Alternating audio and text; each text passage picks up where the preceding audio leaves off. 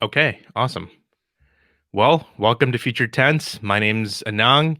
I'm here with my good friend Noam, and we're Hey. gonna be talking about some usual cool nerdy stuff that we both like. But today's episode is definitely going to be more fixated on WandaVision, which just wrapped. The final episode came out this morning, and I'm sure we have a lot of thoughts. I'm sure people have a lot of thoughts on it as well. So yeah, let's get just straight into it. The WandaVision finale, episode 9, about 44 to 45 minutes. A lot of interesting stuff went down. We got resolution to a few things that were running throughout the entire show. And then some stuff was set up at the end of the show that might be interesting for the future of the MCU, but also a lot of things that we probably talked about last week. So we had a bunch of predictions that like the finale is going to turn out this way or it's going to turn out that way. That probably didn't come to pan. I think the fans were expecting more of that sort of phase 2 lead-ins into, oh, this scene is gonna lead into like, a movie 4 years later. Some of those things didn't happen. But Noam, what was your take on the WandaVision finale as a whole? That was an interesting. That's a good call, by the way. Saying that people expected like phase two ishness into this, and yeah, like the YouTube content machine is a churning as we're speaking. Like, oh, people are Including us. editing their videos, and Yeah, oh boy, there's a lot of uploading going on right now. A lot of rendering and uploading. yeah, And yeah, I think I was saying like I already see like there's going to be a whole industry of like disappointed speculators. yeah. Because okay, so I mean we're gonna get into like talking about WandaVision itself, and it was great. Like I really enjoyed the finale. I really enjoyed it, and I was gonna say it reminded me of the Mandalorian, of the first season of the Mandalorian, in the sense that it was like this thing that nobody knew that they really wanted. Even everyone was like, because I mean, Mandalorian was just this character nobody knew, and in a time period nobody really cared about. This is characters that people do care about, but they're kind of minor, and it's this kind of weird show, and like they didn't sell it as something with like super mass appeal. Falcon and the Winter Soldier is being sold as like a big actiony, Fast and Furious type romp, right? This was not. This was like clearly hinting at like weirdness and turned some people off in the early episodes because it really committed to that weirdness. Um, and that's good. I think that's a good sign. It's like make these things, make these like projects that flesh out a universe, and maybe don't focus on the legacy things you always want. Like it ended up. So here's a big thing. So like again, the speculators. This was all about what is this going to tie into? What is this going to set up? How is this going to set up Doctor Strange 2? Because we know that she's going to be in Doctor Strange 2. And so obviously Cumberbatch is going to be in this. That's a definitive statement. Benedict Cumberbatch is definitely going to be in this. Absolutely, definitely, he was not in this. Big Right? disappointment. But okay, so look, speculating is fine and theorizing is fine, and this show kind of invites it. It's very detail rich and it has lots of nods and winks, and yes, things are red herrings. I was talking about how people are going to misuse that term just to mean like things I thought were important and ended up not being important, as opposed to something that like the creator deliberately put there to like throw you off. Like Dottie, who ended up being no one. But I actually think it would be fair to call her a red herring because there were signs pointing to, oh, who is she? We should pay attention to her. And that was like a misdirect, but that's fine. Like that's okay. But like not every the bunny people were like, oh, who's the rabbit gonna be? Yeah, Because and yeah. so it ended up just being a nod to like her comic book son is called whatever Well, Scratch. even the biggest misdirection was the brother, Pietro, who turned out to just be an actor in Westview, and not, this. We were like, oh my god, this is it. This is the crossover X-Men. We're gonna see some real crazy stuff happen by the finale. Universes are gonna align. None of that happened. None of that. So It very much stood on its own. that's a big that's a big thing I'm seeing people say that they're disappointed by and feel like maybe cheated by. But I think of it like this. Um That would be such a pain it would be such a pain in the ass to cross over the already broken X-Men franchise with this. So I would think of it like this. Their option was to just cast someone here, right? Yeah. Like they had to sit down and go, okay, I mean, they could have so brought back Kick-Ass, honestly. well, so I mean, so okay, so here's the thing. Maybe they couldn't. Maybe they couldn't for the purposes of whatever, but also maybe that would have posed a different problem because the idea is to make her suspicious, to make her like sort of unsure of what's going on. And if it was just Aaron Taylor Johnson, speaking his bad Sokovian accent, are you surprised? It's me, your brother. Yeah, This is I totally speak like this. But like so think about the production sitting down to like, who are we going to cast here, right? So we could cast some celebrity. We could go like the Matt Damon route, like in Ragnarok, where Loki casts Matt Damon as himself in the play, or we could just cast someone random. But I thought this was brilliant because it was also a meta joke about recasting actors, yeah. which sort of fits here, but not exactly because it's not a recast. It's not like Terrence Howard and Don Cheadle situation. Well, it is a meta joke because remember, Pietro and Wanda are technically Magneto's kids, and That's exactly right. that's why the X-Men Pietro technically is like in universe. So that's why people were going crazy. But and there is something that happens at post credits, the final post credit scene. We can talk about that later. That I Mm-hmm. think points to future appearances by people that were in Vestview, but possibly maybe in other universes.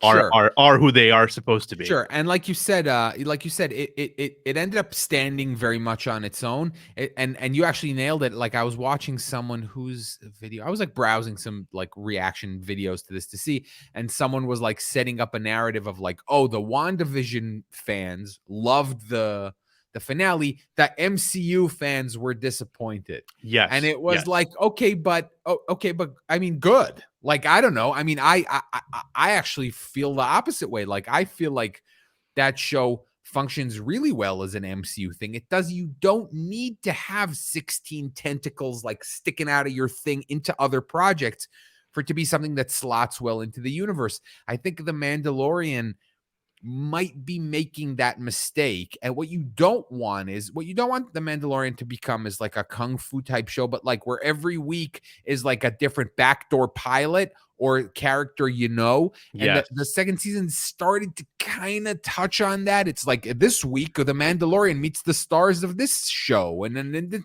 yeah. Hanna Barbera level crossovers. Yeah, or even or even like I Love Lucy, the first sitcom where John Wayne had a movie out, so he'd show up on I Love Lucy. It's like, Yeah, oh no, yeah, like and on the same network, yeah, backdoor pilots, stuff yeah, like that. And so I think again, references and tie-ins are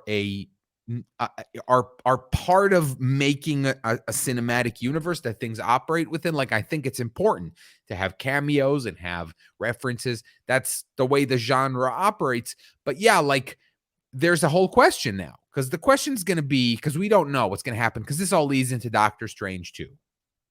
that's right. Doctor Strange in the Multiverse of Madness. Although we're still getting Spider-Man Far From Home this year. It's coming out this Christmas. Like Doctor Strange 2 is coming out in 2022. Yeah, Spider-Man Far From Home already has all kinds of multiversing going on with or isn't it No different Way Home or whatever it's called now? No Way Home, sorry. No Way, The yeah, Far yeah, From Home is the second one, yeah, yeah. No Way Home.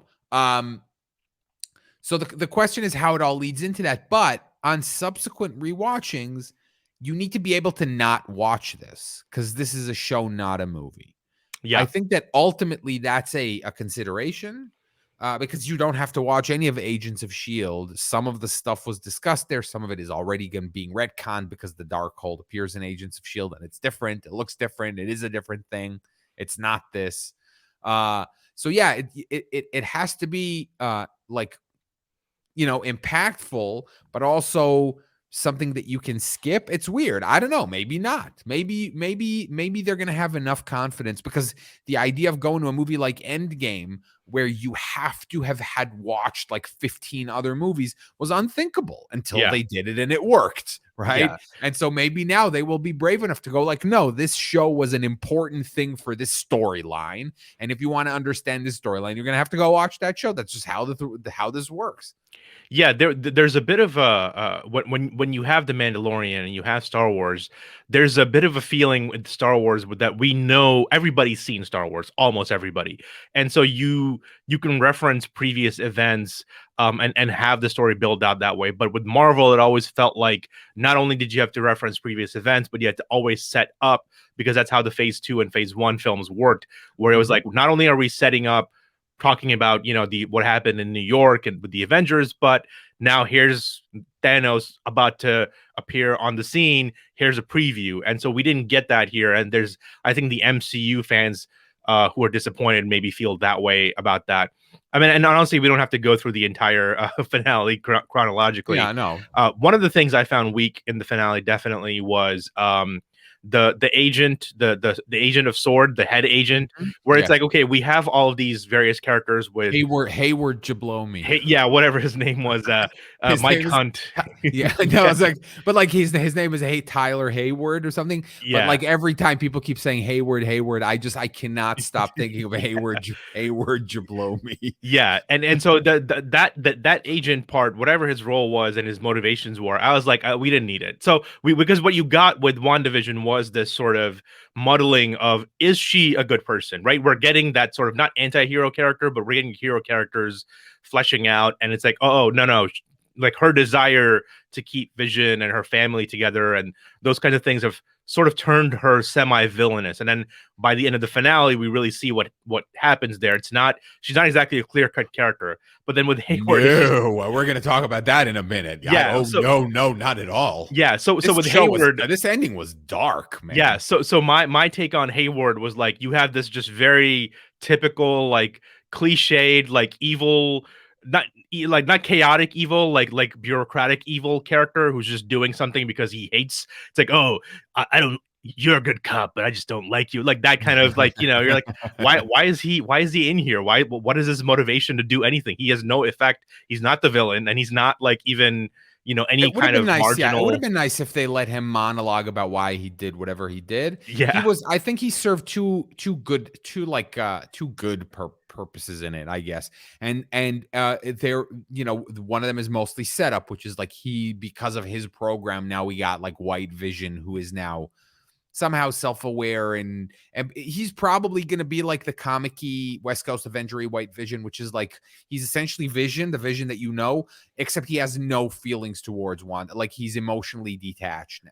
Right. So right. all the memories and all of that stuff, like, but he just like doesn't love Wanda, and and thinks about it because there's a famous comic panel where he returns and he says, yes, I am the Vision, but I am not your husband and I am not your father. He says to the kids, and they're all crying. And she's like, how can you be so cruel? And he says to her, like in complete, like stark honesty, like, is the truth cruel or something like that? Or, like totally just like not understanding, like, what? I told you it's like the truth. Why would you say that I'm cruel? But the thing I thought Hayward did well was he was the one who kind of manipulated Wanda into doing this in the first place. He kind of put the idea in her head that she could like try to do a thing like this. Yeah.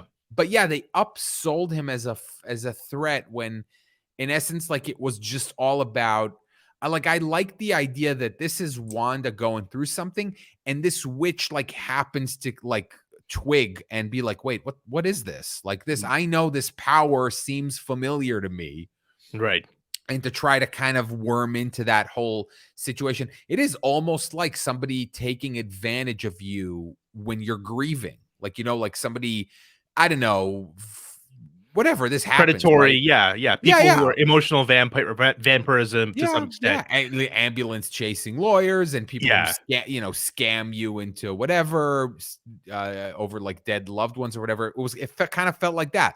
Like she was going through some trauma and Agatha kind of exploited it, but and here we're going to go back to the point you just made, Yeah. which is that so when the reveal came that it was Agatha all along, Yeah. right?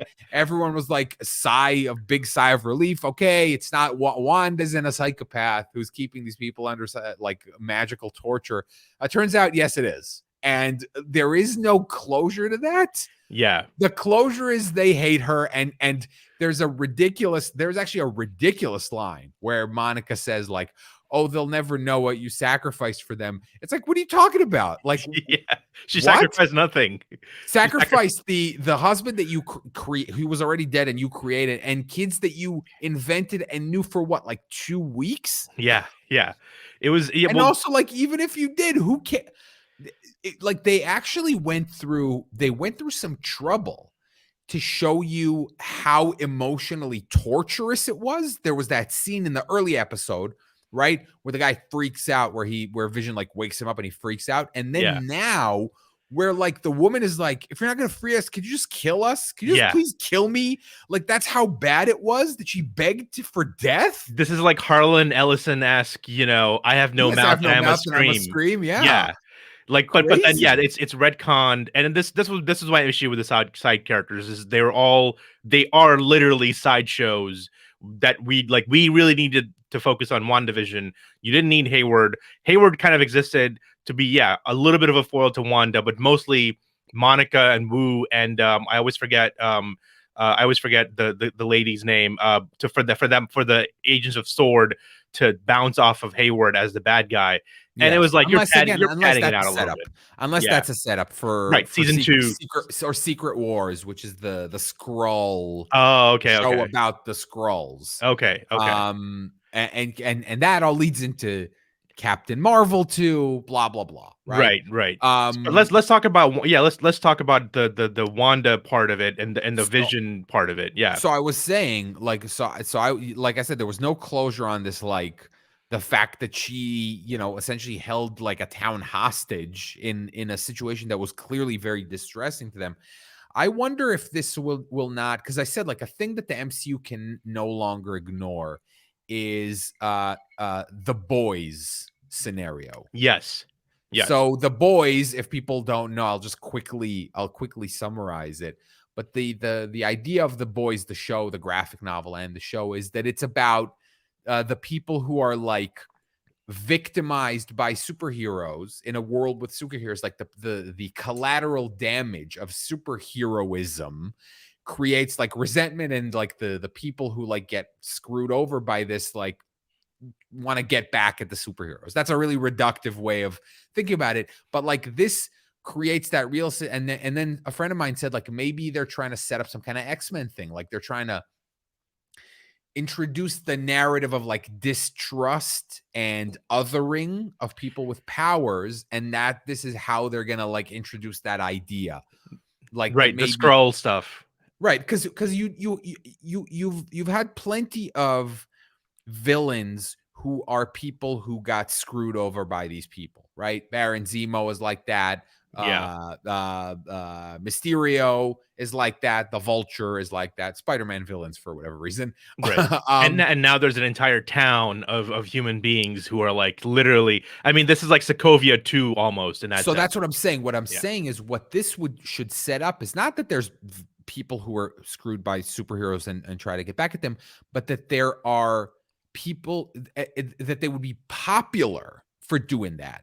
Like that's the thing they need to introduce. They need to introduce the idea that like Baron Zemo has a fandom because he's going after superheroes. Yes. Yes. That's the thing I want. I want so that leads into Falcon and Winter Soldier, in that sense, because we the trailers that are out or the small previews that are out, I saw one where Zemo's there.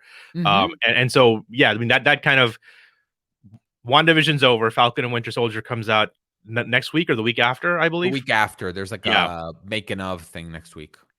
So yeah, so let's talk about Falcon and the Winter Soldier. All right. For a brief moment, what do you think the show's going to be about? I mean, Falcon is basically Captain America. Winter Soldier. In theory, I'm not sure. Like I don't know. We'll see, because there's a flash in the trailer that I believe is who they call U.S. agent, who is the new Captain America, who is like, because Captain America is no longer like a, like a guy that goes out and does rah government stuff. So they made another one. And Right, his name right. is US Agent. There's a lot of, I mean, Captain America over the years has had like a bazillion like versions and doppelgangers and equivalents and all kinds of stuff like that. Like Batman with all of his people who sub in for him, and Yeah. sometimes put on the cowl. Yes, and I mean, a lot of these but like Superman and Bizarro, right? Who Bizarro Yeah.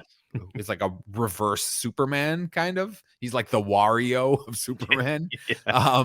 But I think this is going to be a more straightforward kind of romp. A lot of people keep mentioning like the Fast and the Furious Yeah, as your it's average quirky and buddy it's about comedy. family and it's about explosions and family.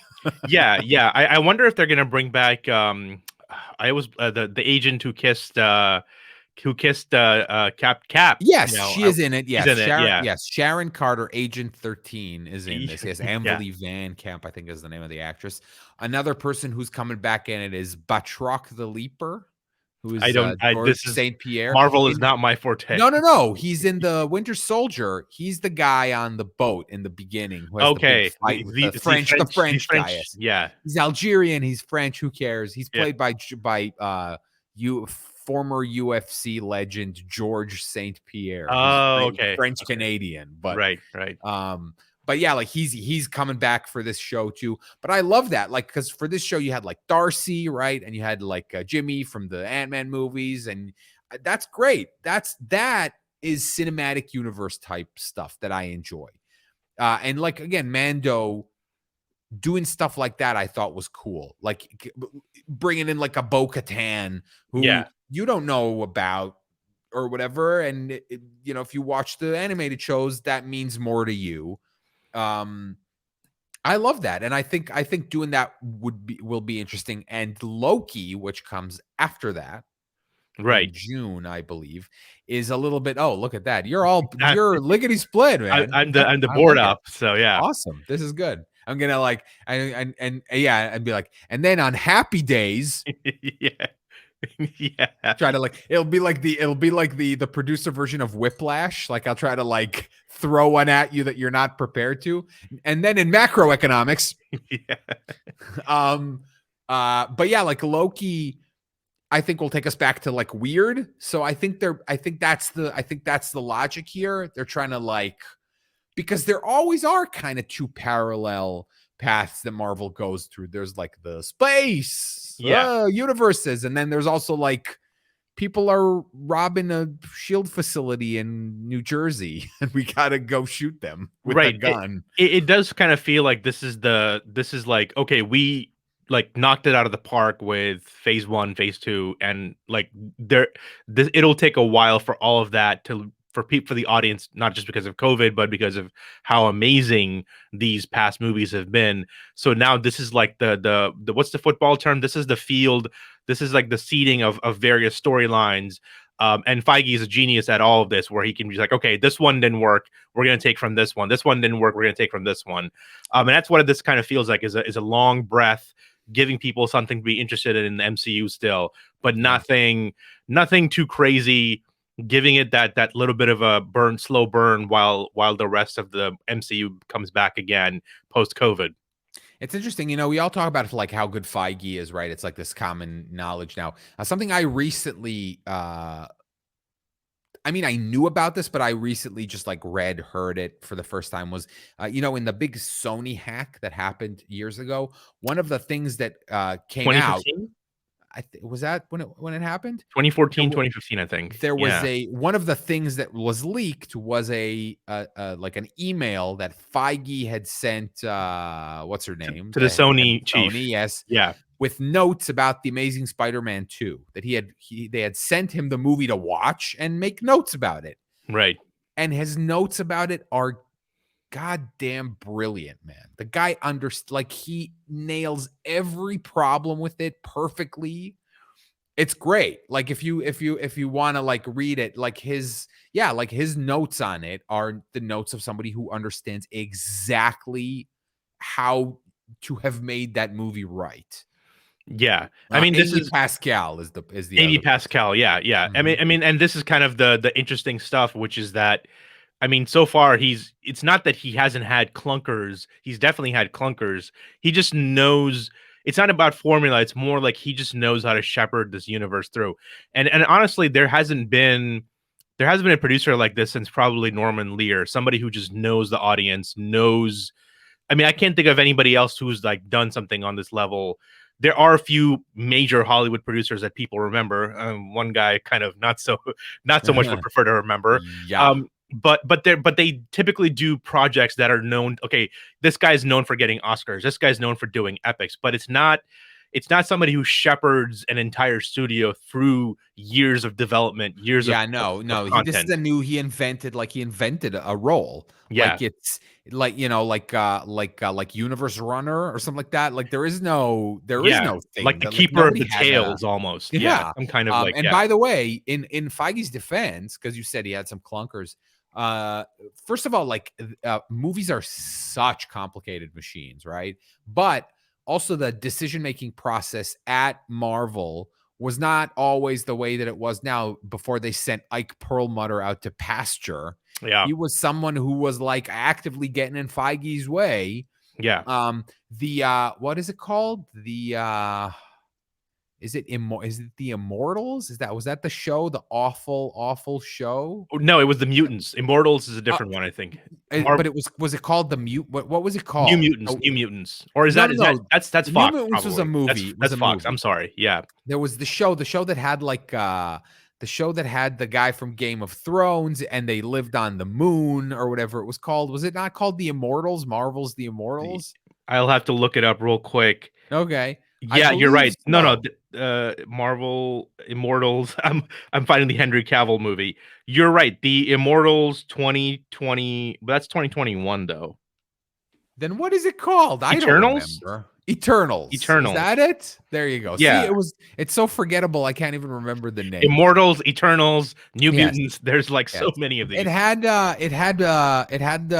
Bolton. It had Ramsey Bolton on it. Oh yes, I think that is what that is. Yep, And it's got all the Game of Thrones cast in it. yes, and the reason that thing was a total disaster was that was Ike Perlmutter's baby, that project. And Oh, he okay. really, really wanted it, and because it's mutants in the in the universe where Disney owns everything, which was not the case at the time, they would have been mutants. But there's some story behind it where he would. But the thing was like the point is, he was an active obstacle for Feige. And I also think that a credit to Feige and to the MCU in general is how they navigated through bad times. Not how, like nailing, the stuff that they nailed. Yeah, sure, you get credit for that. But like, yeah, the clunkers, the lulls. And now you go back and you rewatch, because I've been rewatching the old movies now, and they gain entire new Age of Ultron is like 50% better now that you know how the whole story pans out than it Yes. was when you weren't. And this wasn't all planned, right? Yeah. A Well, lot of it it's knowing is how to spin gold out of, Age of Ultron, where it's like, yeah, well, I don't know where this is going. I don't know where this is going. And then Feige's genius is he goes, okay, we're gonna take this plot point that didn't kind of work, and we're gonna give it to somebody else who can be creative with this concept and run with it. it's like reverse retconning where you Yeah. take a moment that happens now and you turn it into foreshadowing. Yeah. You look at the things that are happening now and you're like, what if this moment is going to foreshadow something I do 5 movies down the line? Like, that's really cool. That's good planning and good thinking. And Another what's great smart, example is the scientist in Iron Man 1, where he's like, Tony Stark was able to build this in a cave with a scraps. box of scraps. And then there's like, okay, we have the story where all these people who hate Tony Stark come along, and then they're like, oh, might as well get that one guy who, you know what I mean? Like I that. love that reveal that Mysterio is actually a collective of people who are all screwed by Tony Stark. Yeah. I love that reveal so much. Again, it stands alone. You don't Yeah. have to know the MCU to understand. They do a quick scene, but then they show him standing off screen during Civil War when he's doing the barf demonstration. Yeah. All that stuff. That's great. That is so great. And like I said, what you need now in the MCU is regular people who look up to those kinds of people. You know, Yes. you make Yes. God bleed. Yeah. People want to kill God. You need people to be like Whiplash's like fans, you know? Yes. Behold the God who bleeds. Yeah. Yeah, All yeah, that. exactly. Like, oh, he made God bleed. Yeah. You I'm, know, I'm thinking. I'm thinking of the older Star Trek where Kirk becomes Native American. He oh goes, my "I god. am Kirok. I Oh am Kirok." no. Yes. Back in the But air. You should buy all the copies of that DVD. oh god. It's gonna appreciate in the future. Yeah, I'm sure that'll. Yeah, it's in a weird place where all these like things are being. That's another form of retconning, by the way. But Yeah. yes, going back to the Marvel stuff, the one thing we did not see happen, and to return to the WandaVision finale a little bit. So Mhm. Wanda is revealed as the Scarlet Witch. She has a new outfit, closer to the comic books a little bit. Yes. And then at the end of the post credit scene, she's in a cabin. She's apparently using astral projection like Doctor Strange, the Sorcerer Supreme, was mentioned. I assumed that what she was doing was either like a combination of two things, or one or two or both. Practicing the idea of like projecting a false image of you, and throwing off any kind of surveillance, because she has to assume that, sword, shield, whoever, someone is keeping tabs on her. She's Right. one of the Avengers still. Yeah. I mean, again, I don't know where everybody is at this moment in time, but safe to assume they're trying to keep tabs on her at some point. And so, yeah, like I'm sure in the next WandaVision thing, they'll show like a satellite, a feed of her just like sipping tea on the porch, and they'll be like looking at each other going like, okay, I guess everything's cool, right? I guess Yeah. she's not studying dark magic that can end the universe. Yeah. What is that book, The Darkfold? People have been going crazy about it Darkhold, I online. don't know. Yeah, The It's a Darkfold. I keep saying Yes, Darkfold. it's a so okay. So I'm not a. I'm gonna pretend. I'm gonna pretend to be the guy who knows everything about comic books when Yeah. all I know is like the 3 YouTube videos I watch about the stuff. But the Darkhold is a book of dark magic that was created by an ancient god, an ancient evil god called Cthon, Okay. which is spelled Okay. like Pretty much Chthon. Cthulhu Yeah, ripoff. he's Yeah. like he's like an eldritch god of Yeah. chaos or something like that. Um, and that's about it. It channels. He's like, I believe he is literally like an eldritch god of chaos, and so that it somehow channels chaos energy or something like that. Right. But I don't know why. Well, and then Mephisto, because I was gonna Yes. say, because we were talking about we're going to bring this full circle around to the speculation and the disappointment. And a big thing a lot of people were talking about was Mephisto. Mephisto. A lot of these storylines, there's a lot of clues that it might be Mephisto. There's a famous Agatha Harkness Scarlet Witch comic storyline in which her children turn out to not be real, but to be shards of Mephisto's soul or something like that. And then again, at the end, you hear them screaming from within the Darkhold. So people are like, see, our Mephisto theory was real. Yeah. And I wrote to you, I said, Mephisto theories are going to become like the QAnon of the MCU. People are still going to be like 3 movies down the line being like, you're going to see eventually Mephisto is going to be revealed as the real villain. And then you're all going to be sorry for making fun of me. Yes, somewhere a YouTuber is going on a 1-hour rant about why is she reading the Darkhold? What's going on there? Exactly. I need to know the truth. I'm a comic reader. Yes. I read all the comics. You're telling me Mephisto didn't show up? Yes, nobody knows this. We're just joking. We're making jokes at each other, and nobody listening to this knows this. It's a joke about Jesse Ventura's conspiracy theory TV show, short-lived conspiracy. What theory. happened in Westview? I mean, you could literally. I went to Area 51. Yeah, I went to Westview. Security clearance. Yeah.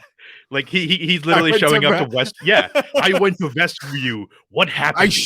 I showed up to Sword headquarters asking to see the Vision's body, and they wouldn't let me in. I'm a governor. You're not gonna let me into Shield. What's going on here? I have clearance. You guys are all Skrulls. Yeah. Well, I mean, we have J. Jonah Jameson a little bit, but that's more Alex Jones-ish. But yeah, that was that was good. We're gonna get people to watch clips of Jesse Ventura doing conspiracy theory stuff on YouTube, and I'm all for it. Yeah, it's. Yeah. Anyway, but I mean, look, it could. I I would be thought the surprised if Mephisto and Chthon eventually show up because they're just major villains in like the MCU, and they're on the tier because you got escalation, right? Because Galactus is the yeah next like kind of tier type of enemy, and yeah, like Mephisto, Chthon, they're also of that like kind of god tier abstract entity that risks Dormammu blah kind of a blah blah. thing. Yeah, Yeah, yeah, so they that kind was of my that was going to be my other and question, which is Dormammu could come back because yeah, Dormammu, nothing happened with Dormammu. Like, yeah. by the He just made a way, deal and he went away. and yeah, we could, by the way, we can circle back. That's another reason I like the ending of WandaVision was that, in fact, if you think about it, neither of the conflicts at the end there were solved by who was the stronger, like who punched harder or shot a bigger laser, Right. right? The white, like the visions, their conflict got resolved philosophically, Mm-hmm. and the Wanda's and Agatha's duel was basically her implement, like it was the idea of like raw talent versus knowledge, right? Yeah. Because and that goes back, by the way, to Doctor Strange too, who became an amazing sorcerer because of his ability to study, because of Yeah. he's a studious person. And so, and Agatha was like it was a little like like the prodigy at school versus the person who like isn't a genius but works really, really hard. And so yeah, like she implemented this like lesson that Agatha taught her. Like that was the first lesson she taught her. It was like lesson number 1. If I put runes up on the walls, you can't use your magic in here. And like Right. that ends up just being the thing that she uses to beat her. I thought that was great. And yeah, like Dormammu could just come back. Like Dormammu was just like, yeah, I promised not to screw with you again. Yeah, I And mean by the way, that was yeah. my speculation that the when she heard her kids screaming for help, that is that is the setup to Strange 2, which is that's she's hearing them in a multiverse. Oh, It's not sure. it's a multiverse where her kids really do exist, where Vision somehow survived all of that. And now they're in trouble, and that's where the multiverse sort of Yeah, opens up absolutely possible. her and Strange. Or right. Or speaking of Dormammu, if Doctor Strange leaves the universe, like let's say he gets stuck in a different universe, maybe Dormammu's like, oh shit, deal's off now. Yeah, yeah, He's not in this universe anymore. I can do whatever I want now. Once again, there's all and I love that it's called the Multiverse of Madness. Doctor Strange 2, Ant-Man 3 is called Quantumania, right, right? right. So it's all about that. It's all about the idea that everything is possible. There's also talk of Captain America. I believe Chris Evans, there's rumors that he signed on to do 2 more projects now as Captain America, whether or not it's because there's all kinds of theories. Him in the past with Peggy, or him in the blah blah blah. Yeah, whatever. Alternate retcon via Strange 2. He pulls in Chris Evans. One of those kind of things. Hey, I'm from a different universe. I yeah, mean, this sure. is a new version of the 1980s. Yes, I'm his twin brother. We're basically gonna get that kind of a thing. Like a soap Dynasty. opera. Yeah, Yeah, exactly. yeah, She recast Pietro. That yeah. was, I mean, that's That was that's very the TV. joke, right? Yeah. Yeah, Yeah, like Dick Sargent, Dick York. They should have made it. exactly. They didn't make a joke about that. I'm surprised they Or didn't. like cousin, what was one of the cousins on one of these shows?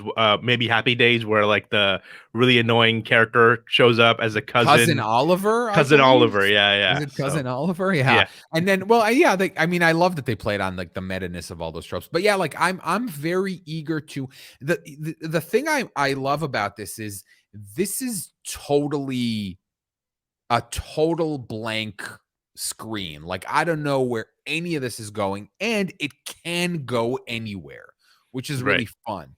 Like the idea of like, and especially now that the barriers, many of the real world barriers to a lot of these crazy ass projects just don't exist anymore. Like Yeah, the idea, copyright was one of essentially like it was essentially the biggest roadblock to all of these like big tentpole projects. It was like who owned what? The idea that Marvel almost went bankrupt in the 90s and sold off its assets to whoever wanted them, which meant like breaking up the family.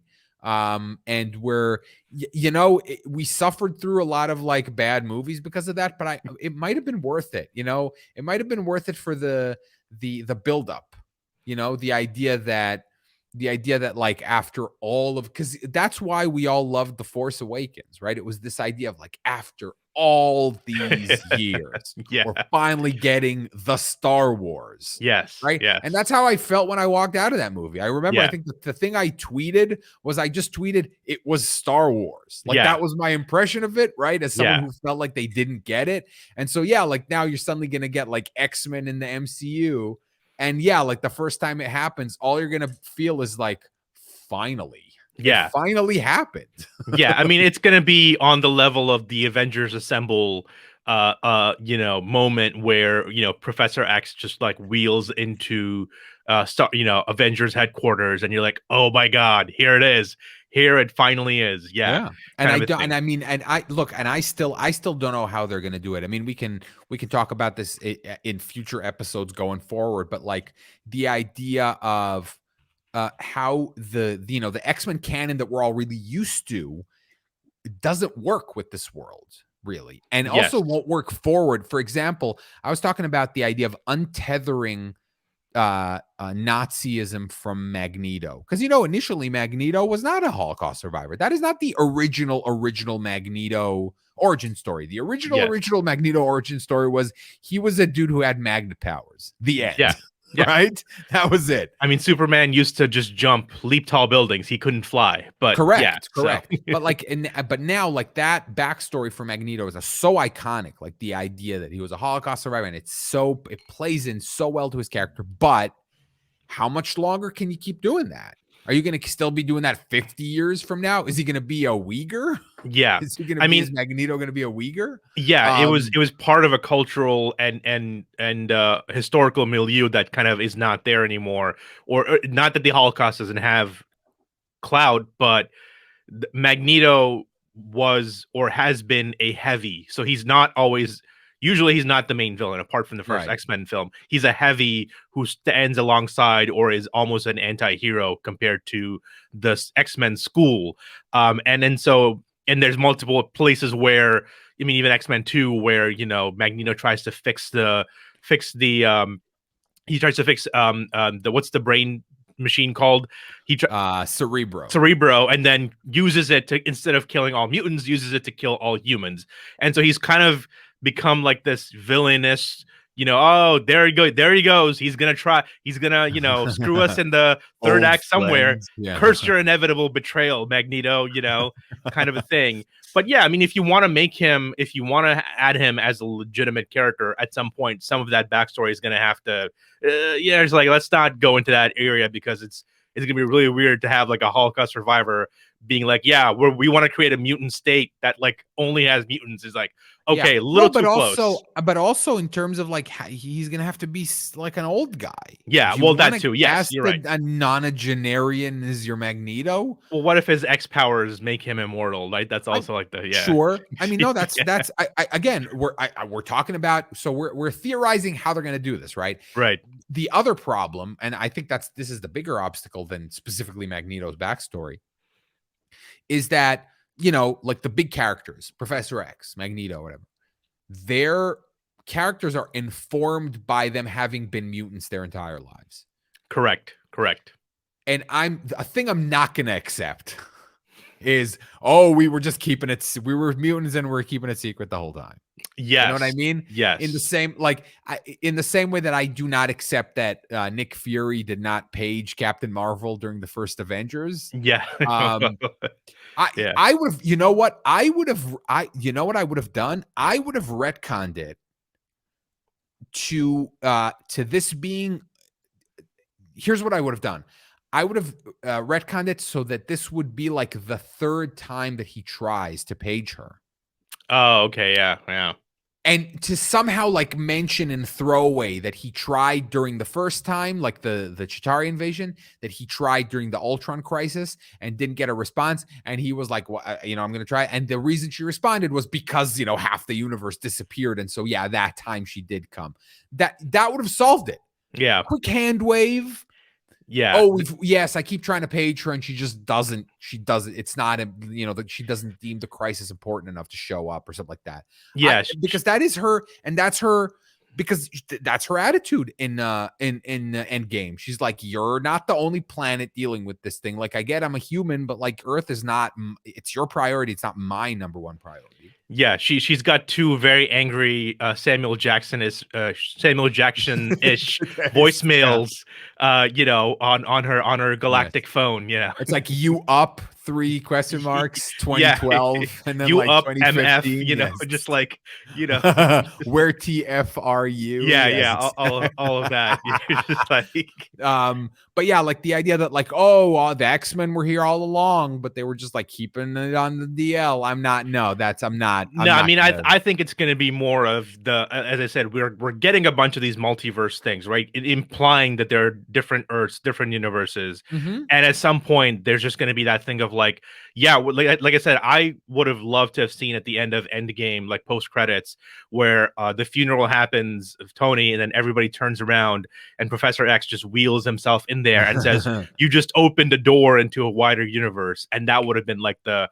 So it's like basically, I think, yeah, we get Doctor Strange 2, we get a bunch of these movies, we may get Spider-Verse, and then at the end of to start off the phase 4, really to honestly start it off, is where we get that like, hey, our two universes are now merging, and now you get the X-Men. So now all of a sudden mutants exist all over the world and the universe and that kind of a thing. Maybe. Versus Or like, I had a theory that maybe the way they would introduce the X-Men is to just decide that they were going to take some character, let's say Wanda, yeah, and have her thrown into an alternate dimension, like an alternate Earth, right. where there are no Avengers, but there are mutants. And Yeah. now she's in that universe, and all of a sudden, and in that iteration, that Magneto could have had like a daughter that died when she, a childbirth or something like Yeah. that. And Yeah. then it could have a Quicksilver. Like, he could have had a twin daughter who died at childbirth or whatever,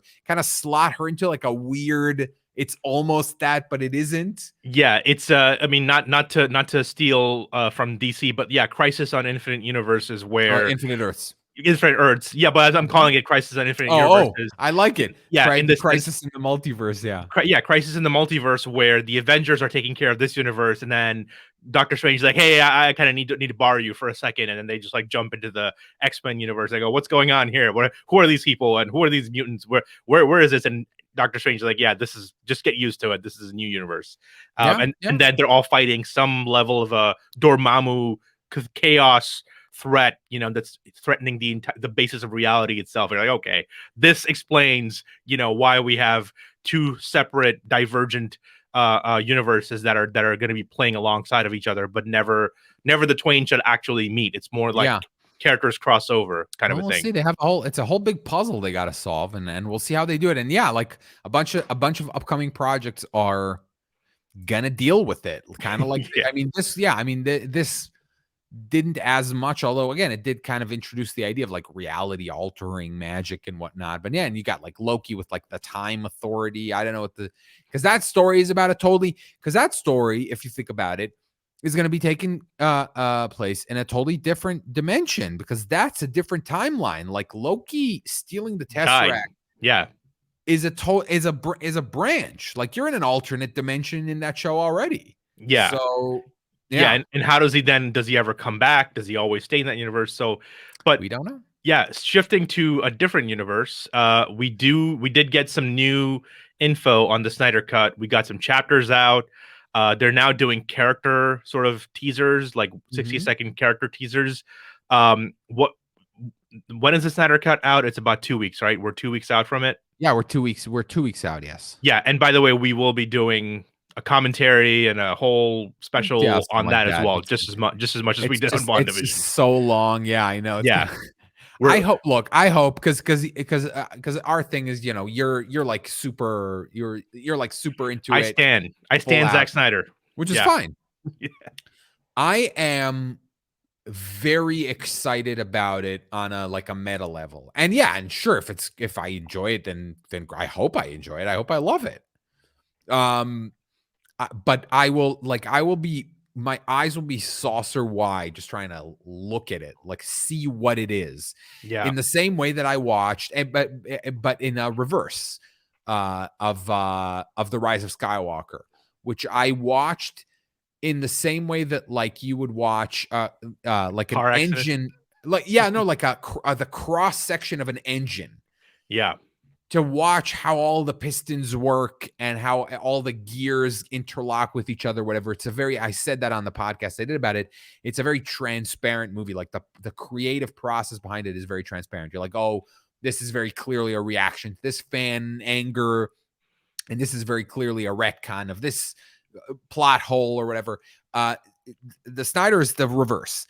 I want to see the disaster put back together, Yes. because I'm a big fan of movies that never happened, like Joe Dorowski's Dune or Superman Lives, stuff like that. And yeah, like thinking about how those movies would have played out, or what the Josh Trank Fantastic Four would have looked like in its original version, or what the original David Fincher Alien 3 would have been if he had been given the space to make the movie that he wanted to make. And this is like a step higher than all of those. Like it is essentially being like 3/4 remade. Yeah. It's like the Donner cut on steroids, because the Donner cut had to put together like bits and bobs and had stuff that it never could reshoot and Yeah, things of that there's nature. that whole scene where Superman is talking to Lois and she's sure it's him, and you see his glasses keep changing and the hairstyles keep Right. changing, even the Donner cut, because he couldn't go back and sadly shoot those scenes. Yeah. Ugh. So Christopher yeah, Reeve had to grow a mustache and yeah, well, yeah, yeah. This is, but but yeah, the interesting thing in the Batman teaser that they released this week was pretty much almost confirmation that Swanwick's going to turn out to be the Martian Manhunter. General Swanwick is going to be, because he said, it's time I start defending Earth, or basically that yeah, he's going to show up in some capacity by the end. And there's now rumors flying that the actual ending of the Snyder Cut is going to be a massive teaser. And there's multiple rumors in it.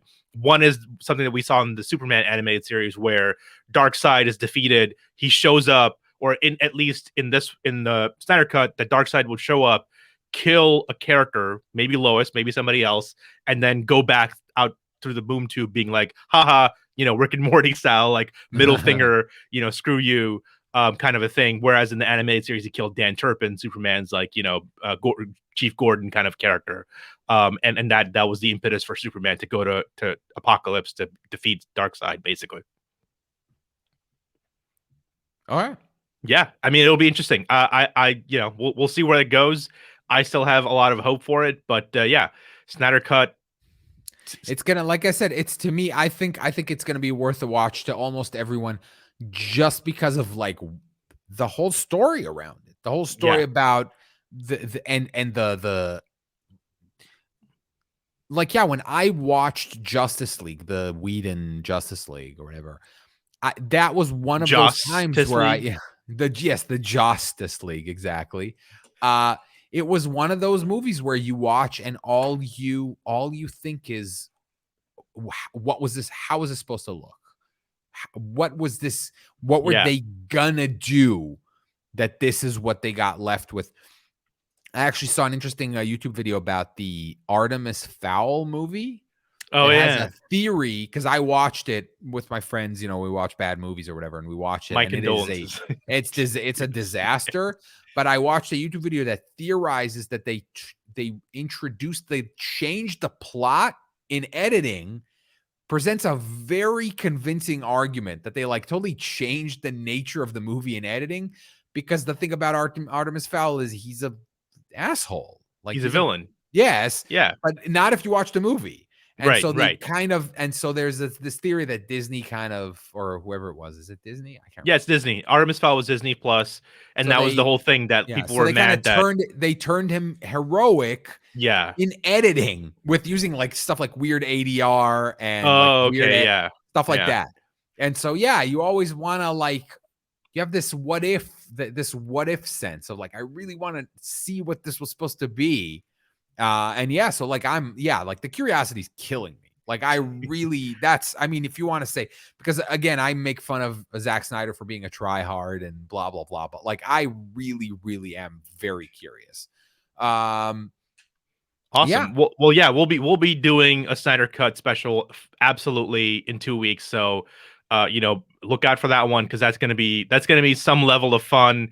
We might even do it in person rather than rather Yeah. than sitting in the Yeah. studio. Yeah, It'll be maybe. it'll be a ton of fun and it'll go long. But we I just want to nerd out over all. I want to nerd out over the visuals. I want to nerd out over the DC verse, which I'm kind of a more of a I'm more of a fan of Superman and Batman have always been. So I want to see how they treat those characters. There's a bit of, I mean, if you saw in the trailer for the new trailer that they released, the tank that Batman's standing on is the Dark Knight Uh-huh. Rises Dark tank. Knight Returns. Returns tank, not Rises. Yes, the Mhm. Dark Knight Returns tank. So there'll be a lot of interesting things there. But yeah, I think we can let it go for now. And Yeah. yeah, we'll see you in about 2 weeks and see what the Snyder Cut looks like. Yeah, man. All right, cool. All right, brother. I'll talk Talk to you to you later. soon. Yeah. Peace.